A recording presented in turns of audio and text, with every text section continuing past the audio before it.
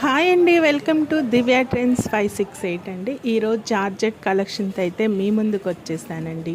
శారీస్ అన్నీ కూడా చాలా బాగున్నాయండి. జార్జెట్ శారీ 650 ఫ్రీ షిప్పింగ్లో అయితే మనకు ఉన్నాయండి. చాలా రీజనబుల్ ప్రైస్ అండి. శారీస్ మొత్తం కూడా లీవ్స్ బార్డర్ వచ్చింది. మనకి లీవ్స్లో కూడా మనకి ఎలా ఉందంటే అండి, గిల్టరు చిన్న చిన్న డాట్స్ ఉన్నాయండి.